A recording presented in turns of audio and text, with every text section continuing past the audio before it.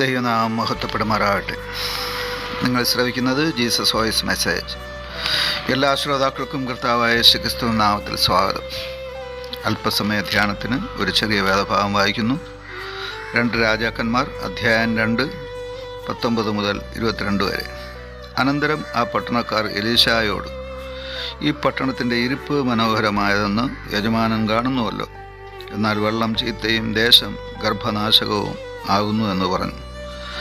അതിന് അവൻ, ഒരു പുതിയ തളിക കൊണ്ടുവന്ന് അതിൽ ഉപ്പ് ഇടുവിൻ എന്ന് പറഞ്ഞു. അവർ അത് അവൻ്റെ അടുക്കൽ കൊണ്ടുവന്നു. അവൻ നീരുറവൻ്റെ അടുക്കൽ ചെന്ന് അതിൽ ഉപ്പിട്ടു. ഞാനിന്ന് ഈ വെള്ളം പഥ്യമാക്കിയിരിക്കുന്നു, ഇനി ഇതിനാൽ മരണവും ഗർഭനാശവും ഉണ്ടാകുകയില്ല എന്ന് യഹോവ അരുളി ചെയ്യുന്നു എന്ന് പറഞ്ഞു. എലീശ പറഞ്ഞതുപോലെ ആ വെള്ളം ഇന്നുവരെ പഥ്യമായി തന്നെ ഇരിക്കുന്നു. കർത്താവിൽ പ്രിയരെ, നാം വായിച്ചു കേട്ട രാജാക്കന്മാരുടെ 2-ാം പുസ്തകം 2-ാം അധ്യായം 19 മുതൽ 22 വരെയുള്ള വേദഭാഗത്ത് എലീശ പ്രവാചകൻ്റെ ശുശ്രൂഷയിൽ ഉണ്ടായ ഒരു ദൈവപ്രവൃത്തിയാണ് നാം കാണുന്നത്. ആ പ്രവാചകൻ്റെ ശുശ്രൂഷാകാലം ആ പട്ടണക്കാർ അദ്ദേഹത്തിൻ്റെ അടുക്കൽ വന്ന് ഒരു പരാതി പറയുകയാണ്. ആ പരാതി അവിടുത്തെ വെള്ളം സംബന്ധിച്ചായിരുന്നു. നമ്മുടെ ജീവിതത്തിന് അടിസ്ഥാനം വേണ്ട ഒരു കാര്യമാണ് വെള്ളം. കുടിക്കുവാനും കുളിക്കുവാനും നനയ്ക്കുവാനും ജലസേചനത്തിനും അതുപോലെ മനുഷ്യൻ്റെ ജീവിതത്തിൻ്റെ സമസ്ത മേഖലയിലും അത്യാവശ്യം വേണ്ട ഒന്നാണ് ജലം.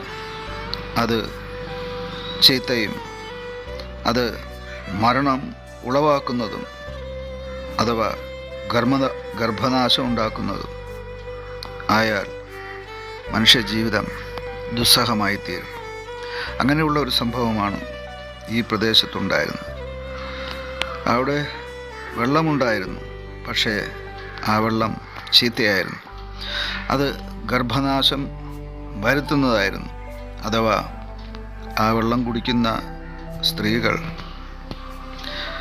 അവർക്കുണ്ടാകുന്ന ഗർഭഫലം നഷ്ടപ്പെടുന്നു, അഥവാ അബോർഷൻ സംഭവിക്കുന്നു. അതുപോലെ 21-ാം വാക്യം അനുസരിച്ച് മരണം സംഭവിക്കുന്നു. വെള്ളം കുടിക്കുന്നവർ മരിക്കുന്ന അവസ്ഥ. എത്ര പരിതാപകരമായ ഒരവസ്ഥയാണ് ഈ പ്രദേശത്തുണ്ടായിരുന്നത്. ഇങ്ങനെ ആ ജനം അവിടെ ജീവിക്കുവാൻ കഴിയാത്ത അവസ്ഥയിൽ ഭാരപ്പെടുമ്പോഴാണ് എലീശ പ്രവാചകൻ ആ പ്രദേശത്ത് ശുശ്രൂഷയ്ക്കായി നിയോഗിക്കപ്പെടുന്നത്.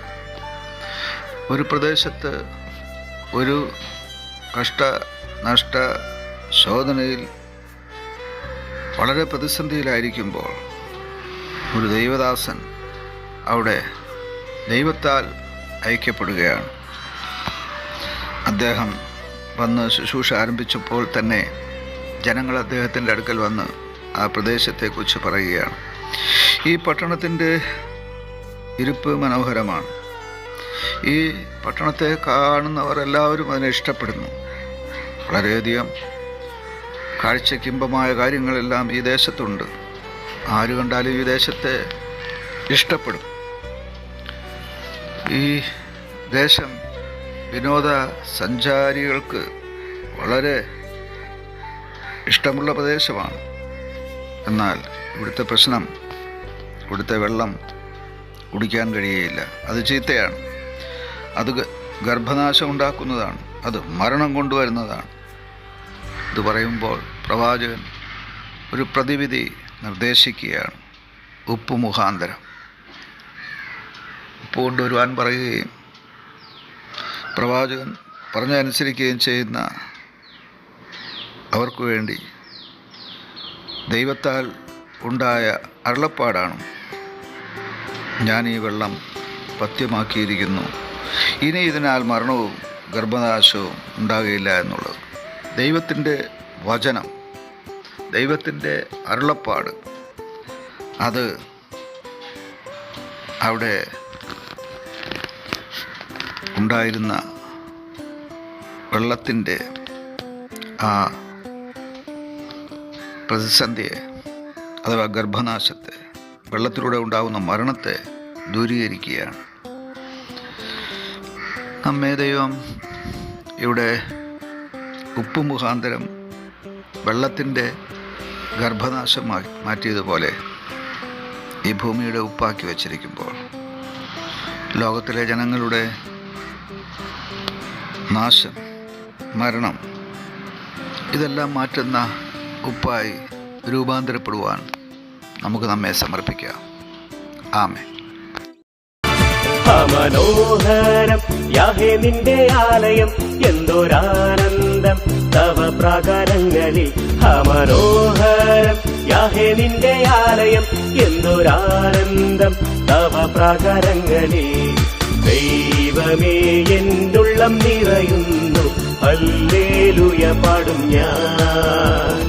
ദൈവമേ എന്നുള്ളം നിറയുന്നു, ഹല്ലേലൂയ പാടും ഞാൻ. ദൈവം നല്ലവൻ, എല്ലാവർക്കും നല്ലവൻ, തന്മക്കൾക്കെന്നും പരിചയം. ദൈവം നല്ലവൻ, എല്ലാവർക്കും നല്ലവൻ, തന്മക്കൾക്കെന്നും പരിചയം. നന്മയൊന്നും മുടക്കുകയില്ല നേരായി നടപ്പവർക്ക്. നന്മയൊന്നും മുടക്കുകയില്ല നേരായി നടപ്പവർക്ക്.